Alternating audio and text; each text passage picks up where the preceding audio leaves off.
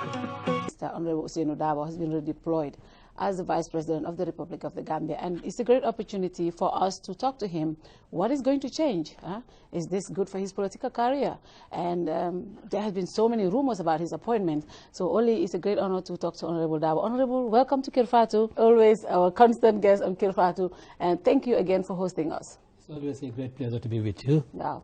Yeah. We are talking to Honorable Darboe. This change, a lot of people say, is very risky for him as a politician. Others say it's a great move, and I think it's going to be interesting to hear his own side of the story. Tonight, that's the subject of discussion. Good evening, viewers, and I would start by saying congratulations for your new appointment. Being a Vice President of the Republic of the Gambia is indeed a great achievement.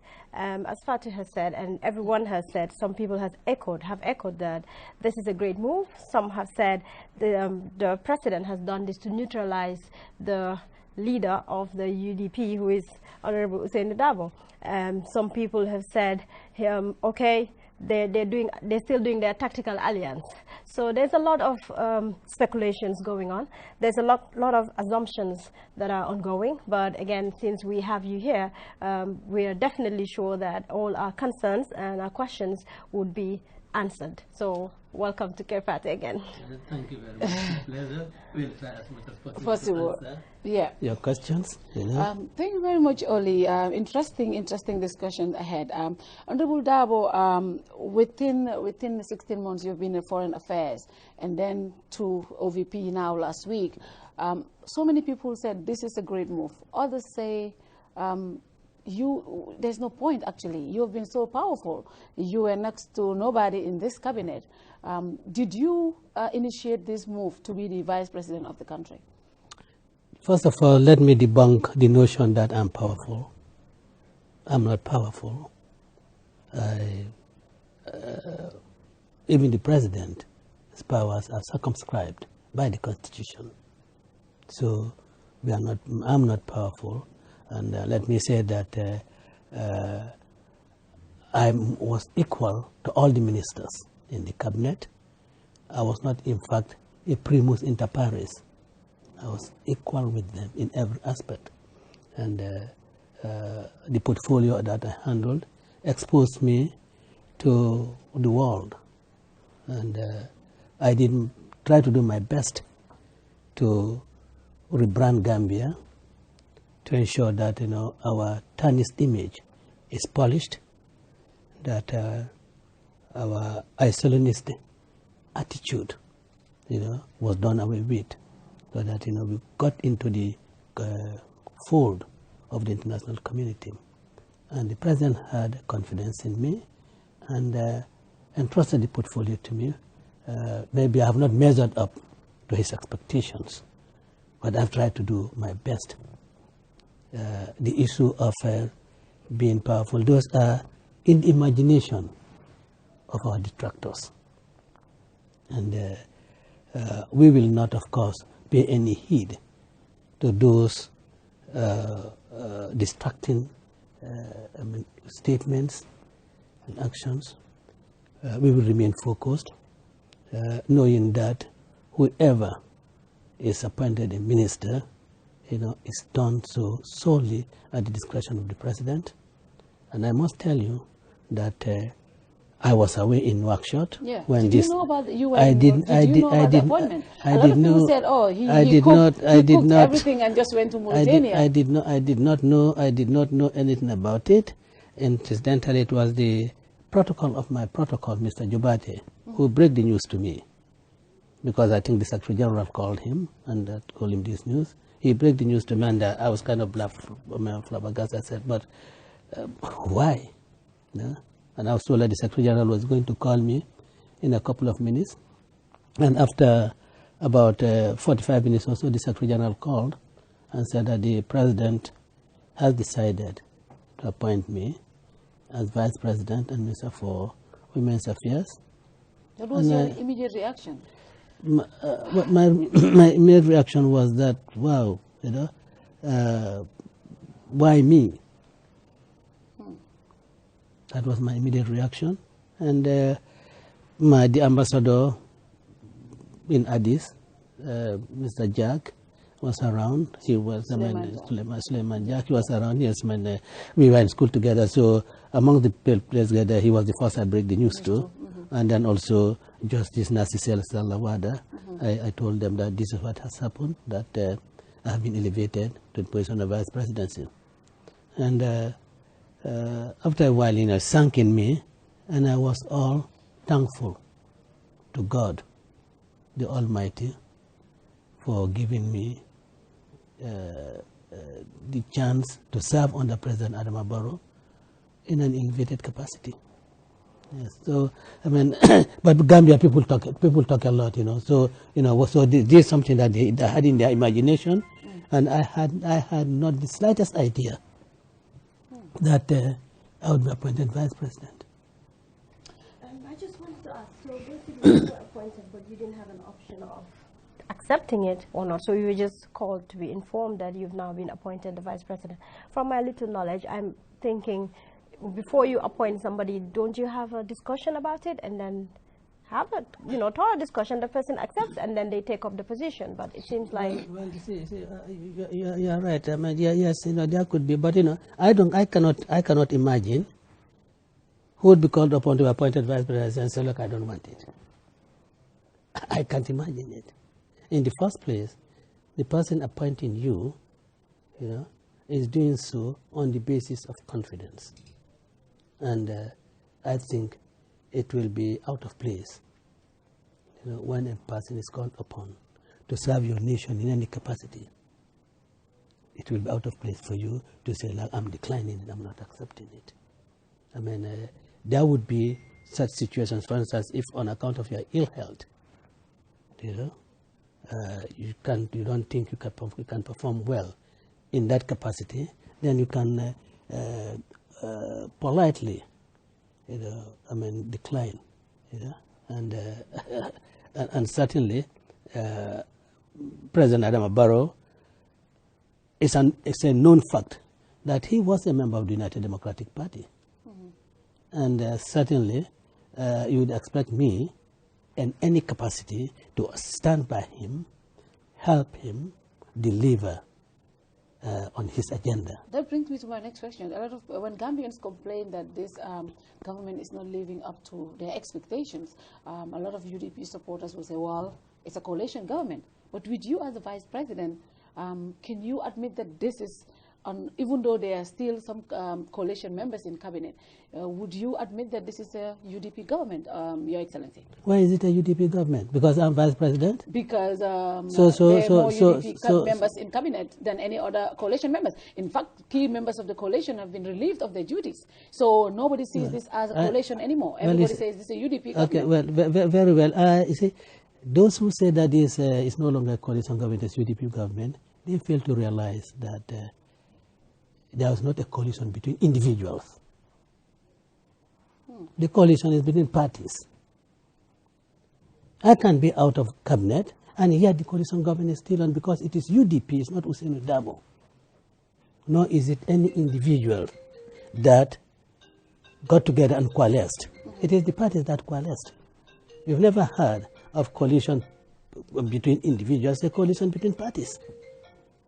So I think that is really, I don't know what to say. It's really very weak, statement, and it's just a way not to really try to deflect, people's attention from the real things. I mean, if you talk that the coalition, significant members or leading members of the coalitions are out of the cabinet. Now, yes. Are their parties out of cabinet? Their parties are still in the cabinet. But in fact, one member's party, when he was removed, somebody else was appointed from PPP. And you have James Gomez PPP. So, I mean, it is parties, not individuals. And I think Gambian people should understand that it is not a coalition of individuals. It is a coalition of parties. And nobody should go on a misinformation drive to say that the coalition, has broken away. There's no coalition. I think people should really debunk that notion and really nobody should really propel that around, you know, for whatever reason. I think you were very right when you said the coalition is between parties and not individuals. But then that will bring me to the case of GMC. Because I don't believe that they still have a party member in cabinet. So if the coalition was between parties, the president, I think, has the right to say, I cannot work with this individual, yes. But then does that not mean that that individual should bring somebody from their party to still represent them as part of the coalition? And in the case of GMC, I don't think we've seen that happening. And again, one is putting the coalitions, membership of the coalition on as far as positions are concerned, cabinet positions are concerned.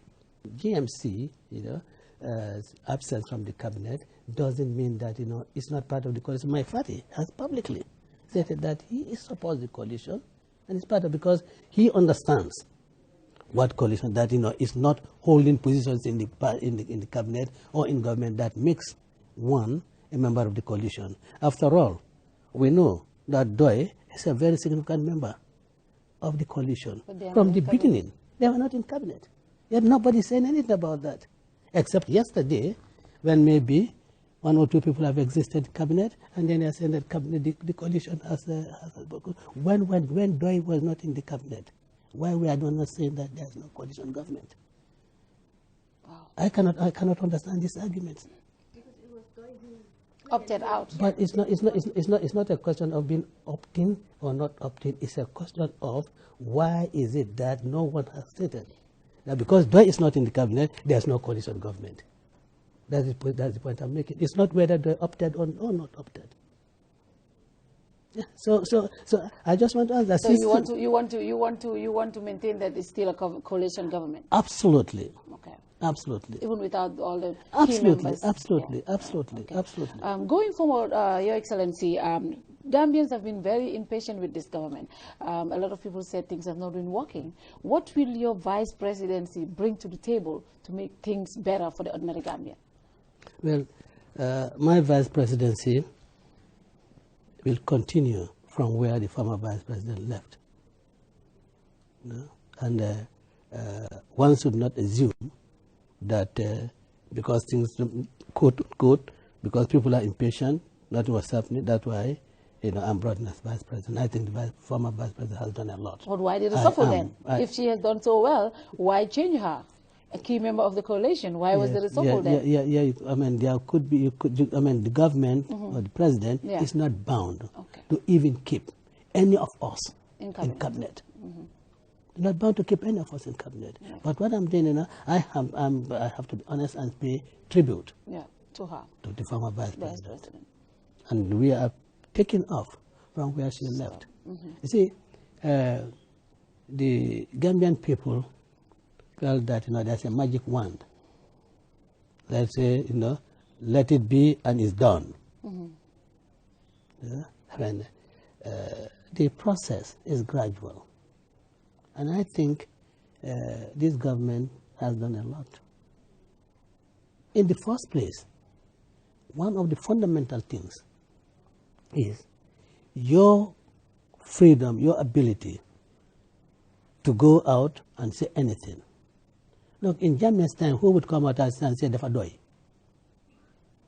No, tell me. No one, definitely. Isn't that an achievement? At least the liberties that the people enjoy, I think, is the greatest achievement. What? Coupled, of course, you know, the fact that, you know, I mean, the increasing changes, you know, in some of the, in the social sector. I mean, these things, because there are little here and there, but the cumulative effect is what will be seen.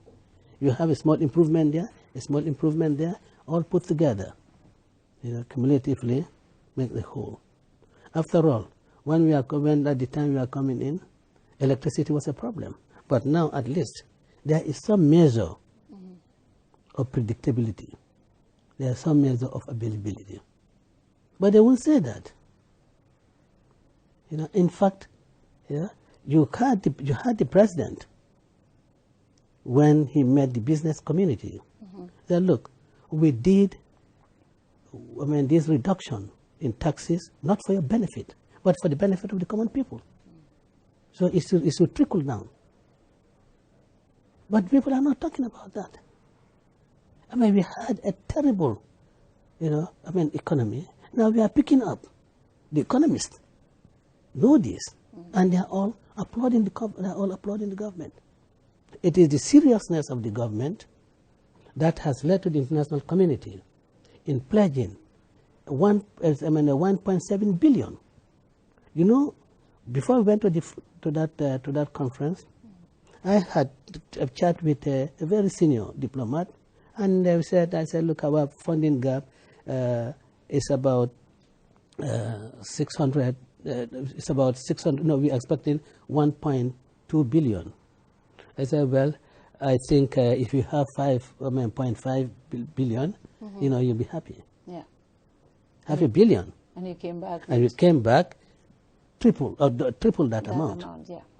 But it is the seriousness of the government that has led to that. The hard work put into that document and its manner of presentation.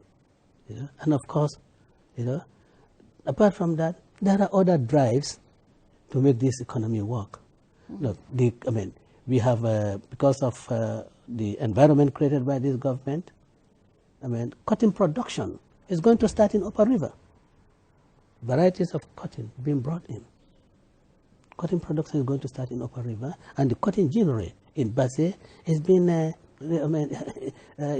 maintenance and put at work. These are things that are happening. You see, we are not a government that go to television and say, no. We'll do our things quietly because that is the mandate given to us. We don't have to go to the Gambian people, pound our chest and say, this is what we are doing, we are going to do it. Because that's what we have in mind. Why should we go and be blowing our trumpets? So we are not doing that. We could do that too, but we are not doing that. And let them go on saying that we have not done anything, but we feel convinced that we have done something, and the ordinary, reasonable person in that they have done something. What is the interest rate at the banks now? When we are taking over, it was more than 25%. Now it's gone down to about 13%. Yes. What does that show? It shows that the economy is buoyant. The economy has picked up and is working well. But these are things that, they wouldn't talk about, And of course I can understand, And of course, they're impatient. Because expectations were high, Your Excellency. When you took over, Gambians were yearning for a lean government. As the head of the government, Vice President technically is the head of the cabinet. And there's been a lot of confusion between cabinet ministers, which frustrate a lot of people. Going forward, is this going to be a thing of the past? One cabinet minister says this, another says a different thing. That doesn't help the government. I don't understand. No, sometimes you see one cabinet minister does something and the other minister comes with a letter refuting, or one says this, another says that. That has been a thing of the past. Is there not been a coordination among cabinet? Are you meeting frequently? Why is something like that? Is this going to be a thing of the past? As far as I know, cabinet meets every Thursday. Mm-hmm. So why were you having those kind of issues? I cannot recall where ministers have been speaking at cross purpose or have been contradicting each other. I can give one example where the former finance minister was allegedly had issued a contract to obviously the finance ministry issued a contract to one company, and the former information minister brings out a letter saying he was not in the loop. Those kind of issues, when those things go out to the public, it affects our confidence in our public officials. That is just one of them. I'm not sure if the finance minister issued any. I'm not sure if the finance minister issued any contract. I think it was the letter we saw that came from the communication. And I'm not sure if the finance minister ever issued any contract. I mean, as far as I know, contracts. Land ministries, really discuss the issues of awarding contracts, and invariably they do come to cabinet, and cabinet expresses a view on it, what views those are, you know, it's left to cabinet, you know. But I do not think that the ministers have been issuing, contradictory statements, you know, on issues. I cannot really call that. But then, you know, if it does happen, and one feels that these are contradictory statements, I think it would depend on how the individuals who are receiving the statements, how they interpret it. Because your interpretation of my statement would be different from Your Excellency, you're bringing law into I'm not bringing any law. Don't bring law into this. I'm not bringing any law. But you are a communicator. You know, when you impart, when you communicate, you know, the receiver, you know, it's what the receiver makes of your statement. Yeah. You know that very well. Yes. So I'm not being loyal at all. You're being a lawyer here. You've mentioned about the economy, which I believe, like, we need to applaud the government for that. But there's a great outcry in terms of health and education. It just seems, to me, it's one of the most areas that I think and I believe government should prioritize. But it's just, especially our health system, it just seems to be put on the side, under the carpet. I mean, again, you said you would not beat your chest and say we've done this. So it's one of those things that you're doing so well and you're not beating your chest and we don't know about it. So maybe you can tell us more about it. But I have another question that I want to ask. People are really talking about great nepotism that is happening in the government and party affiliation. People believe that when you were in foreign affairs, most of the positions went to UDP supporters. People believe that other cabinet members too, the appointments that they were doing or people that they were working with, there's a great nepotism going on. So now, you being the vice president, what assurance can you give the Gambian people that that is not the case, or if it is the case, you definitely have policies and structures to ensure that every Gambian, regardless of your party affiliation or your tribe, your gender, or who you're related to, if you are qualified, there's a job waiting there for you. All you need to do is go through the proper channels, apply, and get the position. Again, it is views of people, opinions, and of course you have made specific reference to the Minister of Foreign Affairs. There have been appointments, and let me say, in the first place, any government would appoint as his representatives abroad those people in whom it has confidence that they will pursue and promote his foreign policy agenda. Why do you put in someone as your representative abroad when you cannot rely on the person to promote your foreign policy agenda? Why do you have to do that? But let me say, most importantly, as far as the foreign affairs community is concerned, I will give you names of the ambassadors. Now, when we came in, Ambassador Tenemba was in Brussels. And I do not have political affiliation. Yeah. And I said, because I know of her competence, and I said we should retain her. Ambassador Tangara, everybody's crying, he's APRC and that. But I didn't care whether he was APRC. I was concerned about ability to deliver, competence. And I recommended the president that we should retain him. What is nepotic? Well, you know, they won't tell you that. Ambassador Bojang in South Africa, he was Speaker of the National Assembly. Everybody knows him to be APRC. Why are they not saying that? I tell you about Ambassador Bojang. No. It's the nepotism that they are saying. You see, I didn't need Fonyi to appoint. I didn't need Ambassador Bojang in order to make any inroads into Fonyi's. I was gradually, making inroads into Fonyi. We believe that this must be a government of all Gambians. And the Jolas, I say, if I looked at that, we don't have a Jola in any position of prominence. So we should have Ambassador Bojang. And, is that nepotic? He's APRC.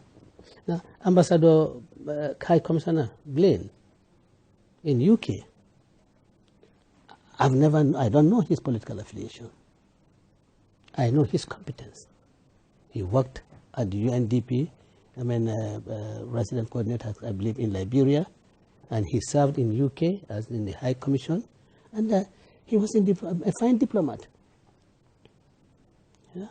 Now, Ambassador Tal in Abuja, of course, it's known that he's UDP, but then, do I dispense with the service of a competent person because he belongs to UDP? Tell me who is more competent than Ambassador Tal. No, I challenge all those people. Who is more competent than him? What is nepotic about that? Ambassador Jack, an accomplished diplomat. What is nepotic about that? Now, let them tell me. If you show me that they're incompetent and they have hand their appointments because of their membership of the UDP, then you'll have a case. Well, we'll let them go on with that, but I challenge them. In fact, a lot of things that people also criticize you and the president for is recycling former Jammeh officials. For example, during this cabinet reshuffle, we have seen key members of the former regime. I personally have said, if they are competent, if they have not involved in gross human rights abuses, if they had not been corrupted or being corrupt or even named in serious financial allegations, every Gambian should be given chances. But a majority of Gambians, including your supporters, say, why do we have to recycle these people when we have other competent Gambians? Are they the only ones qualified for these jobs when you can choose from other Gambians? You have been heavily criticized. The president has been heavily criticized for these appointments. The president must have considered a lot. After all, the president knows who Tangara is. He knows who Mr. Njai is. In fact, these allegations, let's be quite frank. Yeah, it's about these two. It's just about these two. Yes. The allegations. He knows who they are. And he must have very good reason for really appointing them as ministers. Now, finance minister, the allegation against him is that he was in the former regime who held various positions and so forth and so on. And I'll be loyally here. Maybe said, has he, in this period, done things for his own personal benefit? Has he squandered the finances of this country for his own personal benefit? Now, that's our approach. But the president has good reason for appointing them, and I will not be the one to question his judgment on that, as I think should not be for you, Fatou, to question his judgment for appointing me as vice president. Your Excellency, the reason a lot of people are saying Honorable Mamburi Njai has been a victim like so many other Gambians himself. We have seen he's one of the ministers who has suffered more than any other person. He's been sent to jail several times. But what people are worried about, a lot of people said, why do we have the commission? The commission is finding out mismanagement and things that happened in the former government. And this particular minister has been saying, going back and forth. And the commission is not even concluded, Your Excellency. Why don't you wait? But they said, that's what people are saying. The commission is concluded. It's concluding in next month. Why would you want to put him in cabinet? Why don't you wait and see? But why don't you guys wait until the commission is over? Why don't you wait until the commission? The integrity of the commission, Your Excellency. How does it affect the integrity of the commission? And this is where I disagree with people. Yeah. Because when you say compromising the integrity of the commission, you are indirectly saying that, in fact, these members of the commission, are themselves going to react in making their recommendations. They're going to react to decisions taken by the president on issues, even before they present their recommendations. Those are not the people. I'm not the chairman of that commission. They will not be influenced by any actions of the executive taken prior to them arriving at their conclusions. And I want to say that, whoever, let's say, if Madam X is holding ministerial position and during the course of some hearings in the commission, statements are made, or she gives evidence on certain issues, would that be sufficient for her to be relieved of her position as a cabinet minister?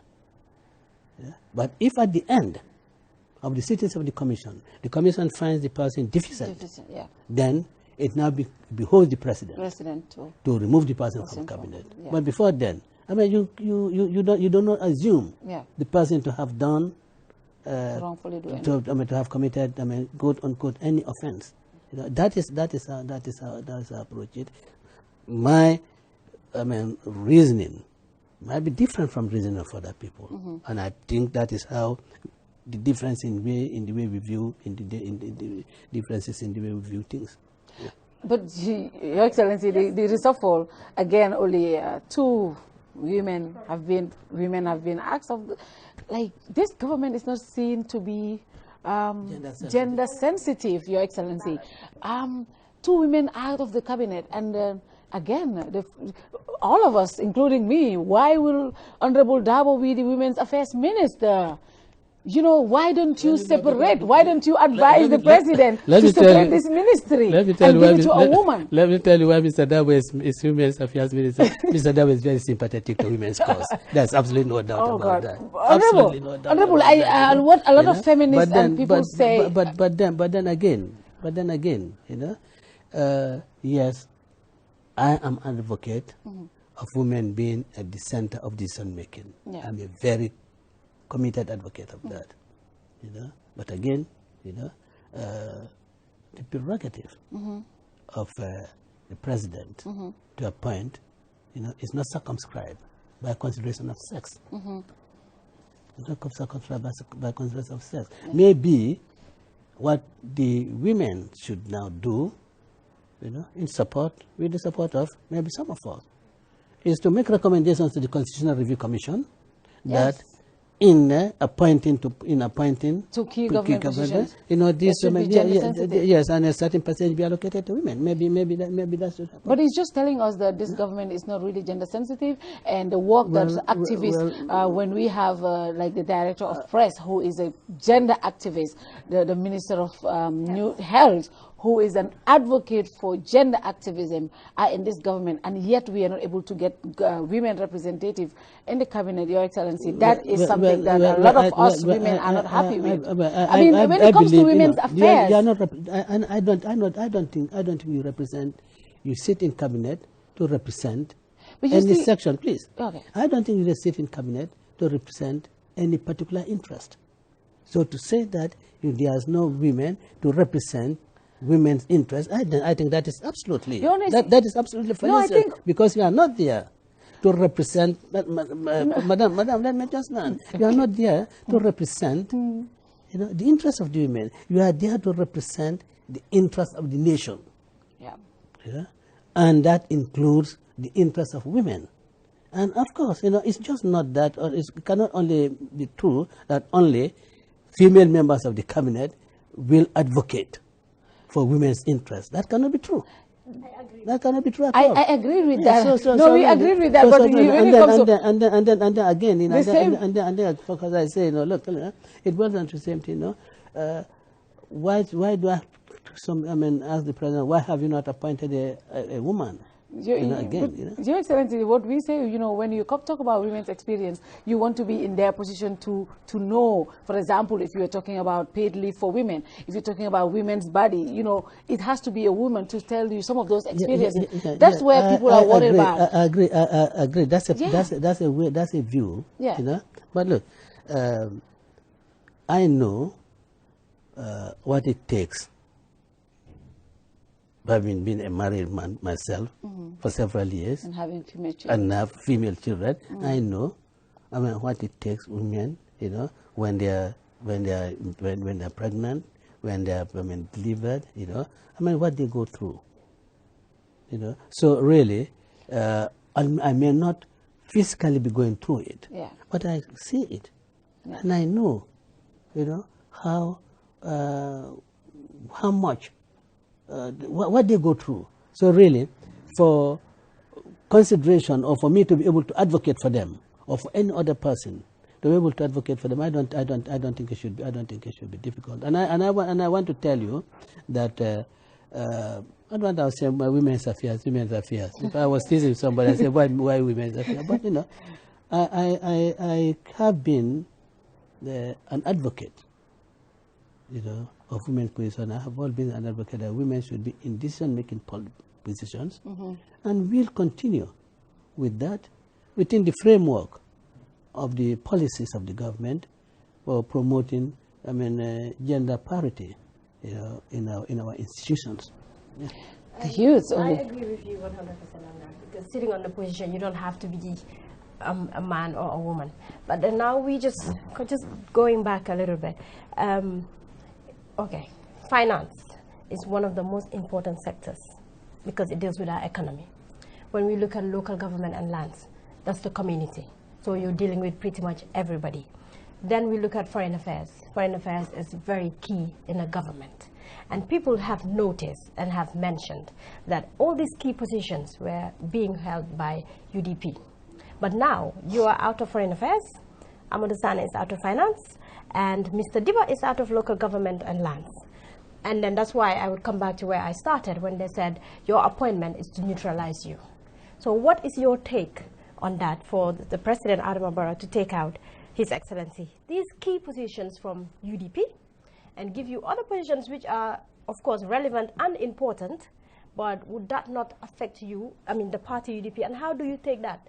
Well, I don't know how it will affect the UDP. I'm yet to be told how this is going to affect UDP, really. Let the analysts, the political analysts, those who say they are the experts, you know, on politics, let them tell me. But as far as I'm concerned, you know, it's not having any effect of neutralizing me. But neutralize me for what? You neutralize someone who is in competition with you. Neutralizing you? Presidency. No, presidency. Am I in competition for anybody for the presidency? You a step closer to the presidency.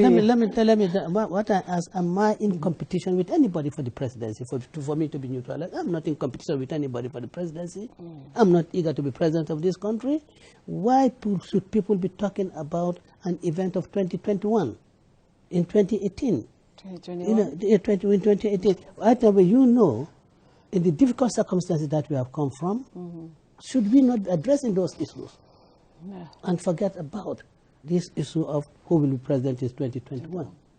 You know? And again, you know, I say, no, who am I in competition with anybody? Who is in competition with me to be president, for me to be neutralized?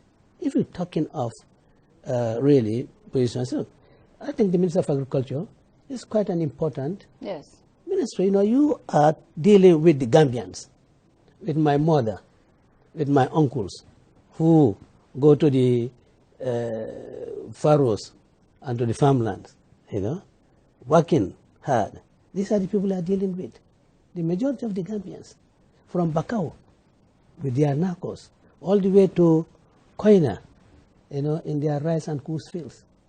You know, you decide, and you will working hard to ensure that there is an improvement in the living standards of these people, average of the ordinary Gambians. What is important about local chiefs and land? Land is very important. Well, land is important, but of course you must realize also that, you know, you go to Lamen, they have their land. The Minister of Local Government cannot do anything about that. They have their land. You go to Bansa, we have our land. Government can only come in when the land is needed for public purposes. Yes, and then we'll be adequately, we'll be compensated. You know? So, but all this issue of really this high-profile ministry, that's a high-profile ministry, and Mr. X has been moved there, Mr. Y. All ministries are important. There is no single ministry that has greater importance than other, except the presidency, because the presidency is the alpha and omega. That's the one. Yeah. So with that, you know, whether you are in the Minister of Health, you know, again, you know, whoever is in the Minister of Health, you're really dealing with a very important sector of the community, and really, you cannot downgrade it, you know, because it is a Minister of Health. Yeah? I think it's wrong. But I want all the political analysts to tell me how we have been neutralized and what competition is there. When a lot of people say, you know, when you were foreign affairs minister, you did a lot of campaigning. You go crisscrossing the country to seeking votes. As the vice president, you should be very neutral. You should not be campaigning, Your Excellency.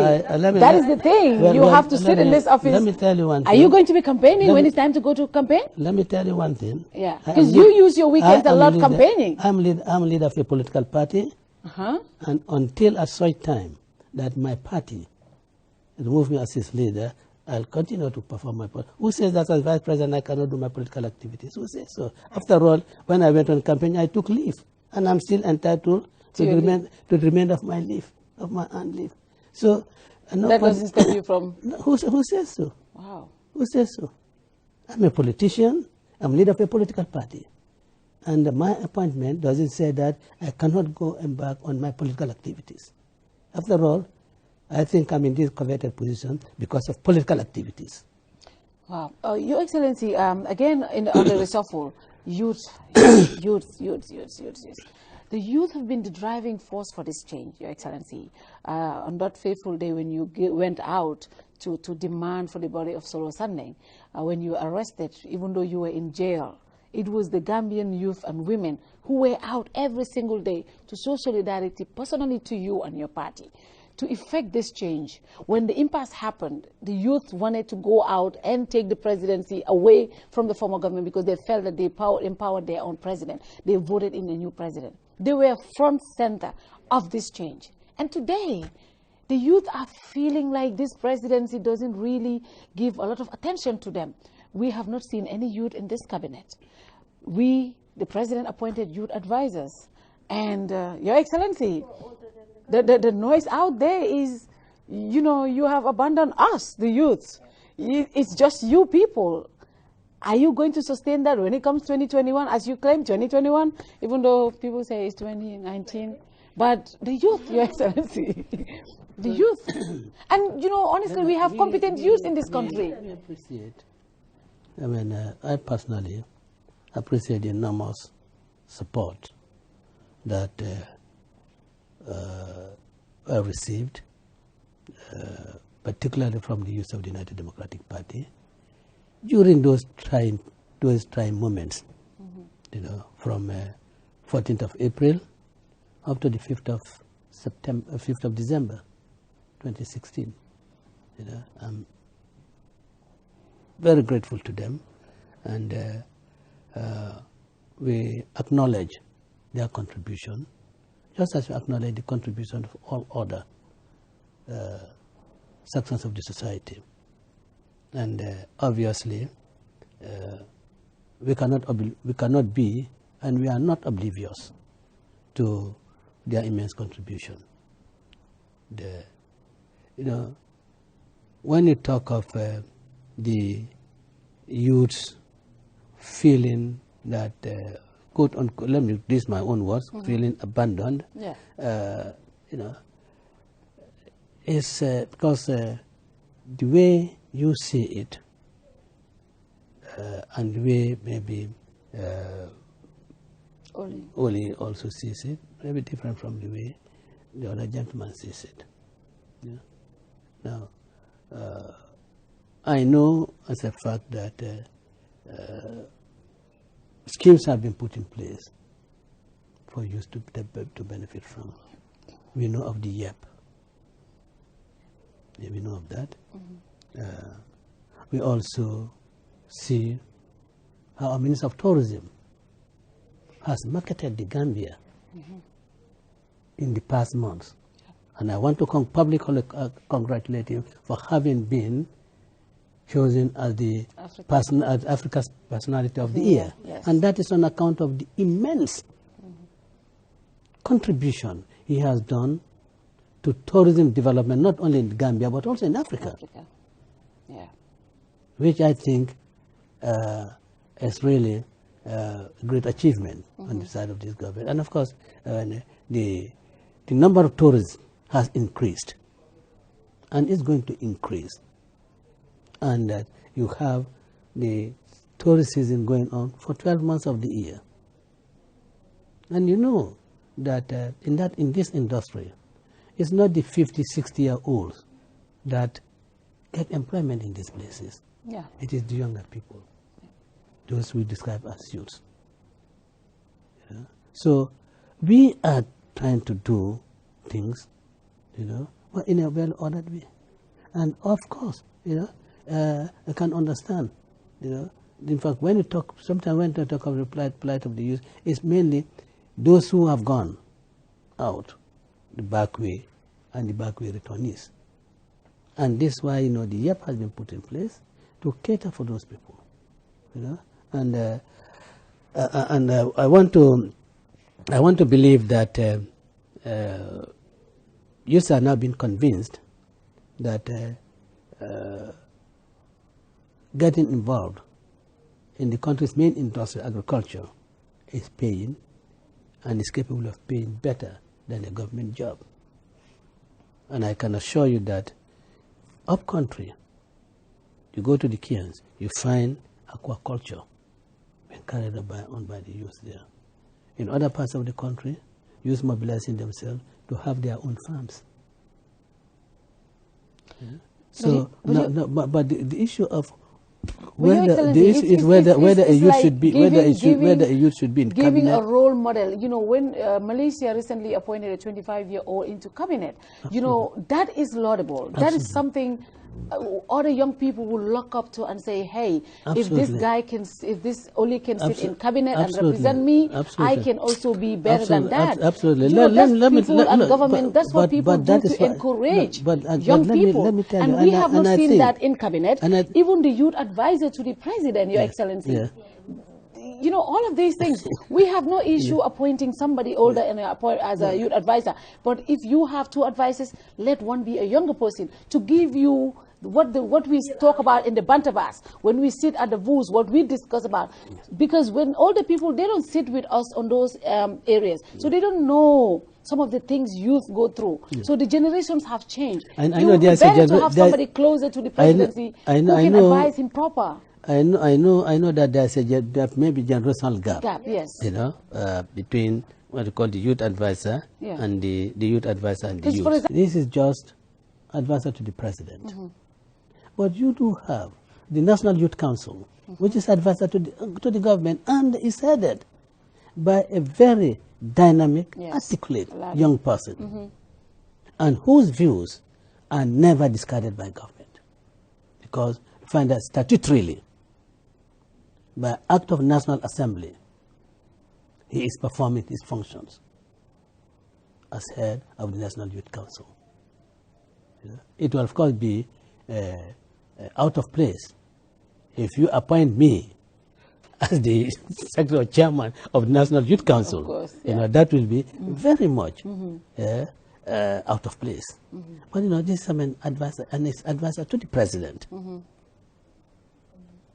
So just as I could have you as advisor on media issues, and just I listen to you, and that maybe I don't even, but that does not prevent or stop the government appointed media person, which covers all government departments, to really do the job for me here.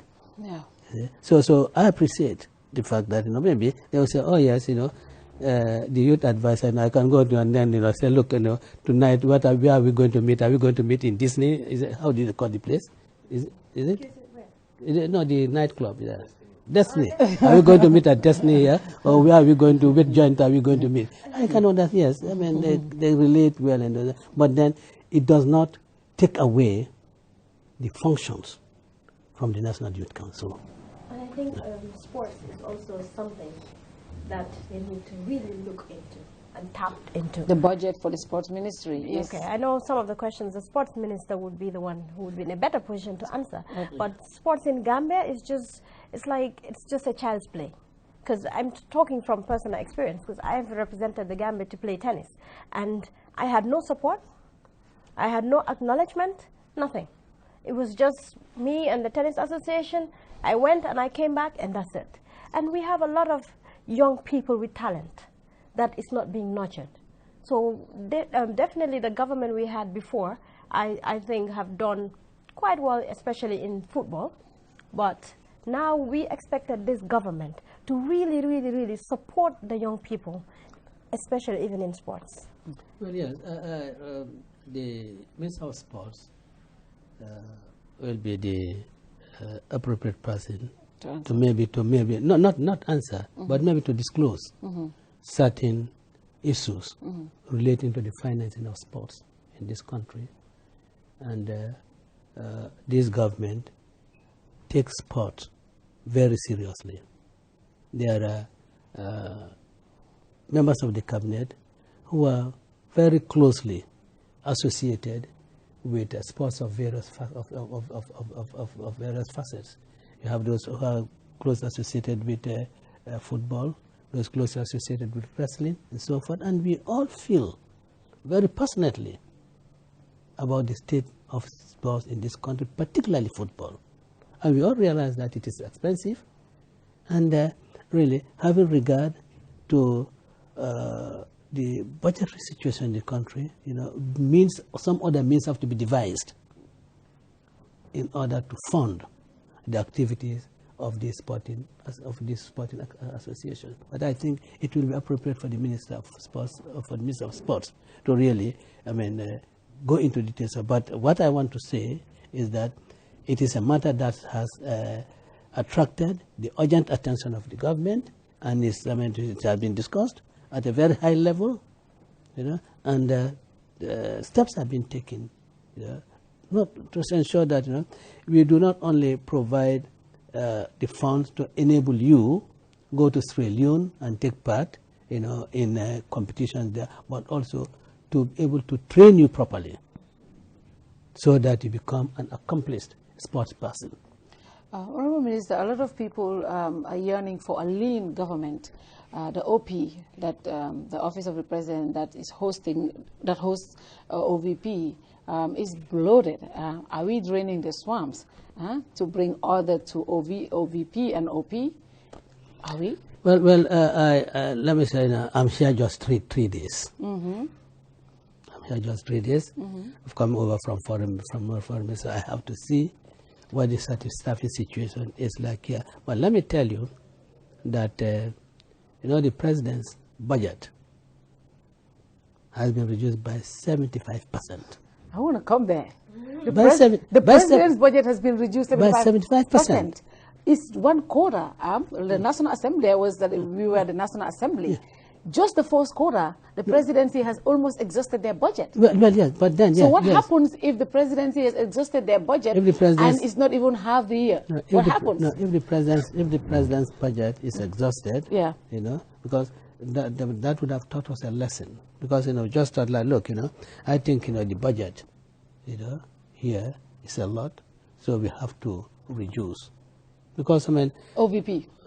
That's the office of office of the president. No, office of the president. Because a lot of things, expenditures, we are really done on matters that you can do away with. And that informed the president. He said that the budget in his office should be reduced, at least especially the household, should be reduced by 75%, which nobody is talking about. Of course we did. We applauded the government for that. We applauded the government. We said for the first time. We said for the first time. That's a good initiative. But what we are saying is... certainly it's going to be a tradition. Okay. It's going to be a tradition. Now, you say now it has been halfway through. First quarter. First 3 months. No, that is going to teach us a lesson. When we reduce the budget, one that is allocated. Should we strictly abide by the budget? And that going to judiciously manage it, so that it's not exhausted before the next financial year. It's a learning process. It's a learning process. You feel that what happens, because the presidency cannot go without a budget. So once they exhaust their budget, do we go to Parliament and say approve for more money? Or it's a learning point, yes. Yeah. But how would you mitigate the issue? Well, we'll rely on the advice of the Minister of Finance. Okay, yes, the Minister of Finance. Your Excellency, your predecessor, Honorable Fatoumata Jallow Tambajang, our dear mother, who is a friend, a close person to you as a person and also as a politician, was relieved of his duties. Do you know the reason for his removal? And if you know or if you don't know, this government, anytime they dismiss somebody, they said they've been redeployed to the Foreign Service. So is this the new norm for this government? Instead of saying you are dismissed, we'll say you are redeployed. That happened in Maifati's case. It happened at the former CDS, and now the foreign minister, the vice president. Is that the new norm? Is that the new way of saying you are fired? You've been redeployed to Foreign Service, Your Excellency? Well, the first part of your question, I do not know the reason. Mm-hmm. And I don't want to find out the reason. I think if anyone should find the reason, maybe it should be the Madam Tambajang. Yes, I don't, because why should I be inquisitive? You know, poking my nose into something that I shouldn't. I mean, that will be at the height of indiscretion. Yeah? Now, whether it is a norm that when you have been dismissed, you know, you just redeploy to the Foreign Service. At least as we have seen the case of Maifat. I don't think. After all, you know, Madam Tambajang was not the only person who was relieved of her position in the cabinet. There was another minister relieved of position in the cabinet, but he's not deployed. So it's not a question of using redeployment to the Foreign Service or to any other service, you know, as a cover for dismissal or relief, not dismissal of the relief of his position. So I mean, well, it's not that, you know, that's where you probably have, you know, you want to again, you know, given the opportunity to serve your government in another capacity and promote the welfare of the citizens. It is not unusual for cabinet ministers to be appointed as ambassadors. It's not unusual. It happens. It happens throughout the world. Yeah. Gambia, I mean, so it's not something that is new. It happens throughout the world.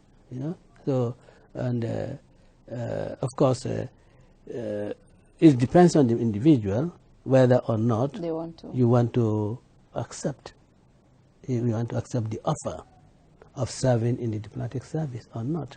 You know, and we will look forward to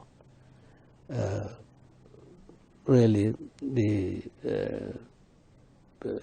former vice president accepting, you know, redeployment into the foreign and diplomatic service. We're looking forward to that. Now, of course, for Mr. Fati, I know that, I mean, I think his letter did say that he was being redeployed to the Foreign Service, but then I'm not sure, you know, whether he wants to avail himself of the opportunity to do so or not, you know. But I can assure you that it's not a means of, I mean, politely dismissing you and saying that you are deployed to the Foreign Service. Not a polite dismissal, I mean, or a polite way of relieving one of your position. There are rumors that there are more cabinet firing coming. Is it true? I don't know. So many more firing. I don't know. You don't know? I don't know. And yes, so Fat has mentioned your relationship with Honorable Fatoumata Tambajang, and I hope you now taking up her position, would that not affect your relationship? Because, I mean, a lot of people have said this, that why would Honorable Darboe take this position when you, on so many different mediums, you've talked about your relationship with her as a friend, you talked about your relationship with her as, you know, politically and everything. So for her to be relieved and you take up her position, because people are, there's a lot of assumption that when you're relieved of your position, it's because you're not up to expectation, to what you're not doing as much as what was expected of you.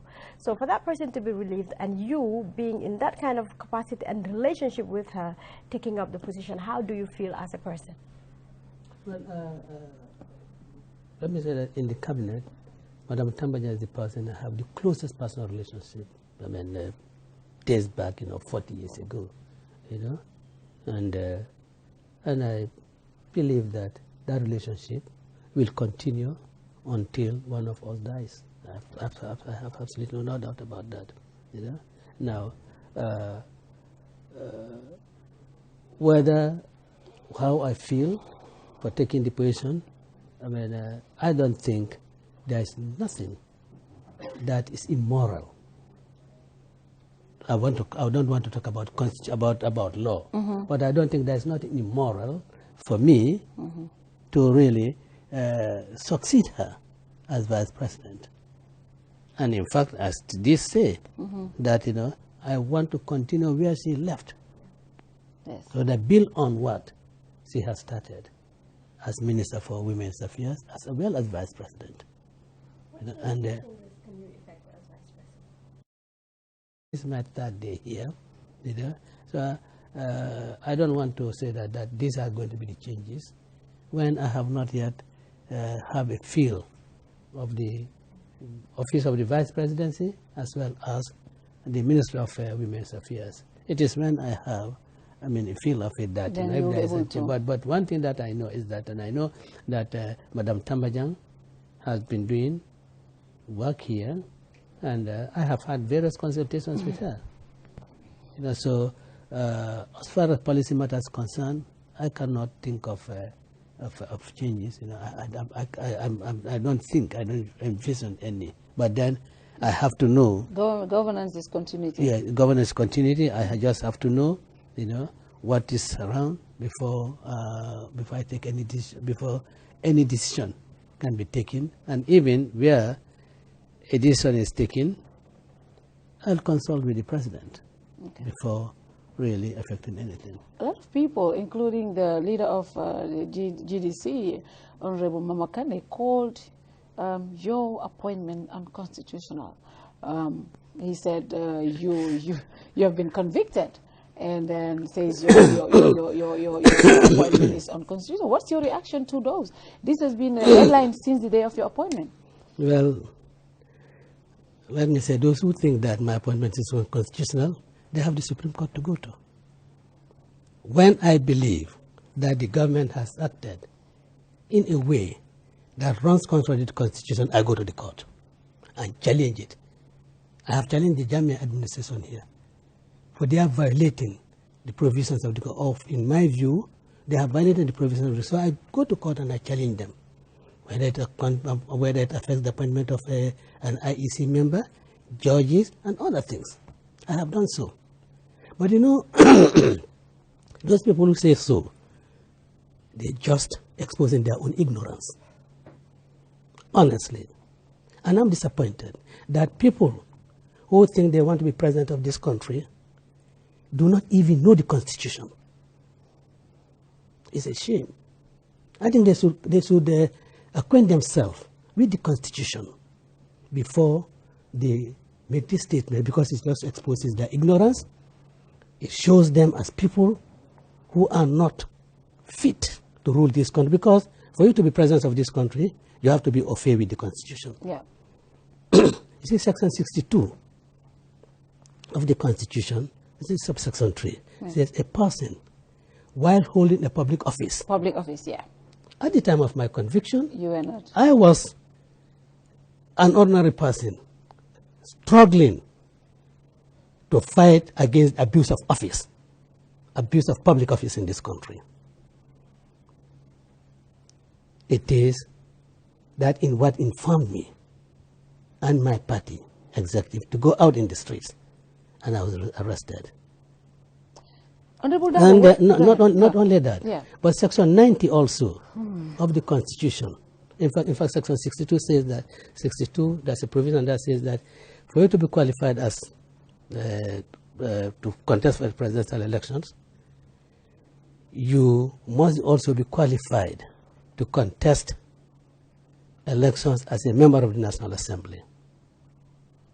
And they have Section 90 of the Constitution that says that a person, disqualifications, a person who has been convicted of offense, carry life, sentence of death, sentenced to serve a prison for more than 6 months is not qualified to contest as a for election as a National Assembly member unless you have been granted a free pardon. I was granted a free pardon by the government. So, because they do not know the Constitution and they do not bother themselves to acquaint themselves with the Constitution, that is why they go about exposing their ignorance and let them continue to expose their ignorance. We will not respond to that. Let them go to the Supreme Court. I'm waiting for them there. Whenever you talk about this,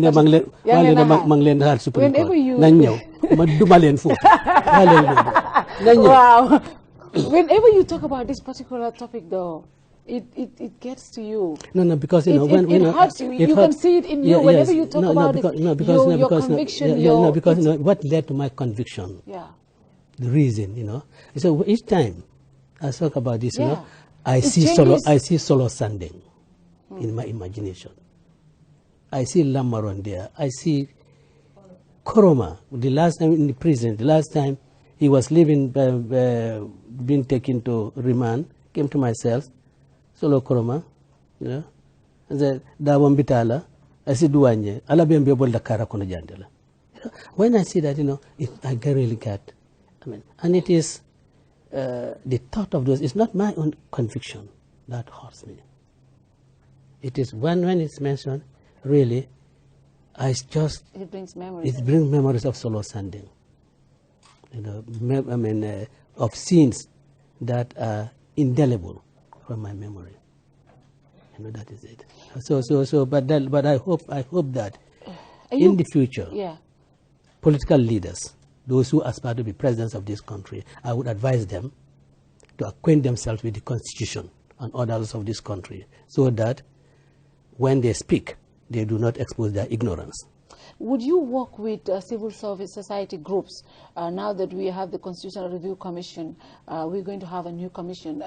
That section that still has not been repealed, that section which says you need a permit when you go out to demonstrate, you are still challenging in the court, it was thrown out. Well, it's in the Constitution, 1997 Constitution. The Supreme Court was just interpreting the law. Are you going to work with the civil society group to make sure that section of the Constitution is removed, because itself, a lot of people say it's unconstitutional.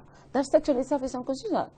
Somebody used it to his advantage. Now that you are in this powerful position. No, it is not the provisions of the Constitution that we think is unconstitutional. It is the Public Order Act. The Public Order Act, that's what I'm saying. The Public Order Act that we think is constitutional. And of course, the Supreme Court has ruled that it is constitutional. Although, let me quite frankly say that I do not agree with them. Yes, good. I certainly you certainly doesn't agree with I certainly do not agree with them. Are you going to work with the... No, because I do not agree with them, because what we are saying is not that there should not be any restrictions in the exercise of your freedom. What we are saying, that it should not be a denial. There should not be a denial. There should not be a denial. And that really you should be free to exercise those rights. The Supreme Court of Nigeria, has ruled against the Public Order Act in Nigeria. So has the Supreme Court of Ghana against the Public Order Act. And I think the Ghanaian, the way they put it is that, if you want to go out, give at least 14 days notice to the authorities, so that proper arrangements can be made for the police to be out there to prevent, any disorder in the streets, and so forth. Which I think is very.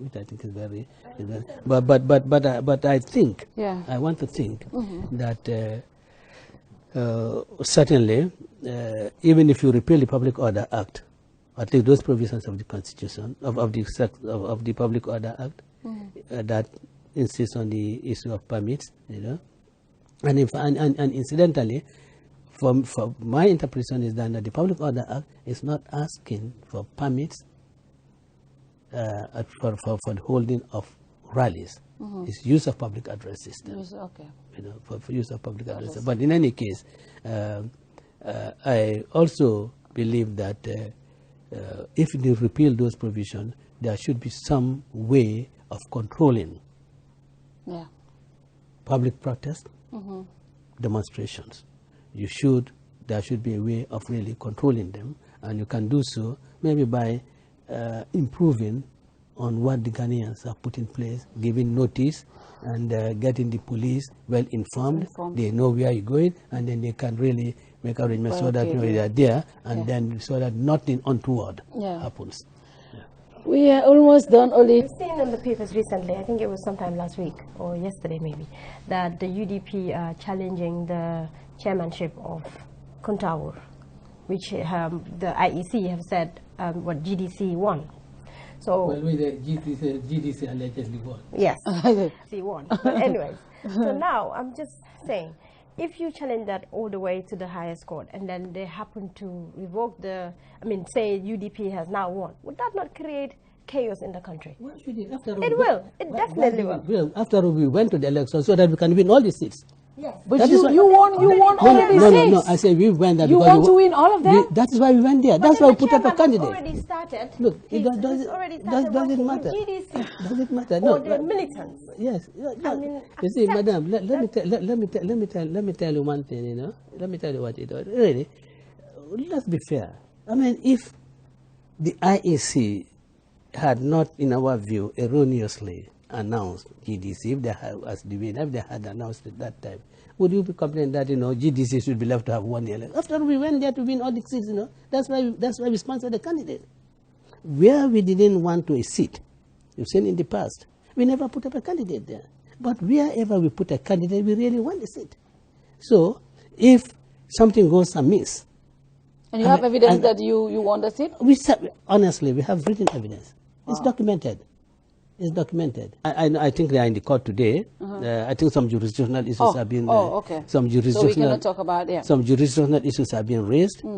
I don't know how that jurisdictional issue will go. I don't know whether it will go in our favor or not.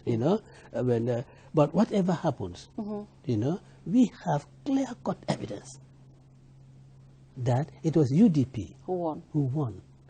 The 43 votes that GDC was alleged to have won was UDP's votes. If I know it was a mistake in the transposition of the figures. Yeah, of the figures. That was it, and not in that. And that is why, because we knew that it was a mistake. That is why we do not accuse the returning officer of the IEC of doing something, contrary to the laws and so forth. Yeah. So we will follow that up. Thank you very much, Honorable. Okay. Final questions. They say, you're one step closer to the presidency. President Barrow will serve for 3 years, and then he will give you as the acting president for the next 2 years, and then Darboe's ambitions are fulfilled. All he wants is to be the president of the Gambia, and then he becomes president for 2 years, and Barrow comes back again and be the flag bearer of UDP. This is what political analysts are saying. Are you that close? Are you our next president in waiting? I've told you that 2021 should be a matter to be discussed in 2021. Now, we want to address the burning issues facing this nation. Wow. Now, you say 3 years. Yeah. I have told you in this medium. No, 3 years. That I believe in law. I believe in the Constitution. The Constitution says you go to the polls and elect a president for 5 years. The Gambians have gone to the polls and elected a president to serve for 5 years. That president has a choice, of course, to serve only 1 year and resign. But my position is that nobody under this earth, under this sky, can tell Adama Barrow, you must tell them because you have to serve 3 years. So definitely 5 years. That is my view. That is my view. That is what the Constitution provides for. But if he chooses to resign, and Darboe becomes the president, why should Darboe become the president? VP takes over. Why should Darboe but who says that Darboe is going to be VP in the next 5 months? No. What? Yeah, that is what we may wish for. But who can give such a guarantee? No, these are assumptions, and I think they are terrible. They are terrible assumptions. Assuming that there is some conspiracy between Darboe and Barrow, and I think that is unforgivable. I do not forgive anybody who assumes such a thing. I mean, we are gentlemen. We are working for the interests of this country. We are not concerned about power.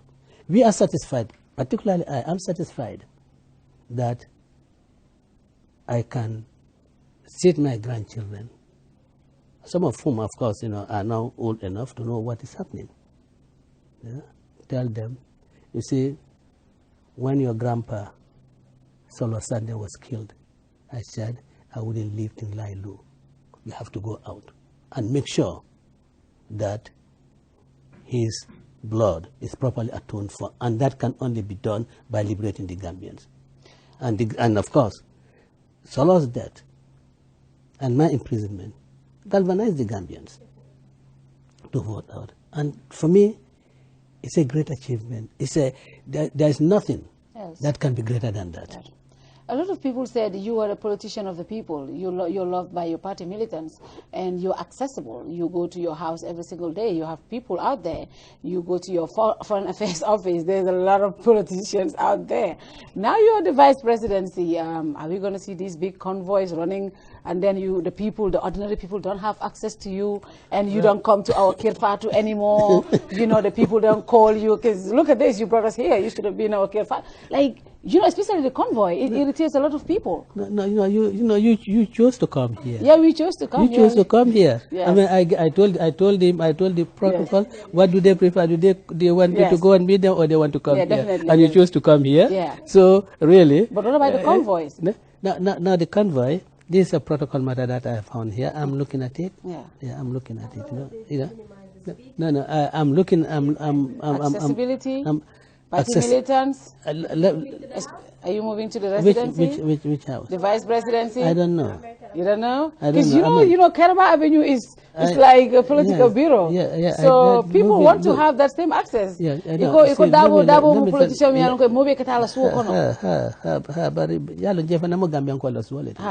Gambian Kolle tamu muti, Gambian Kolle jelo. Okay. Gambian Kolle la bungmoti.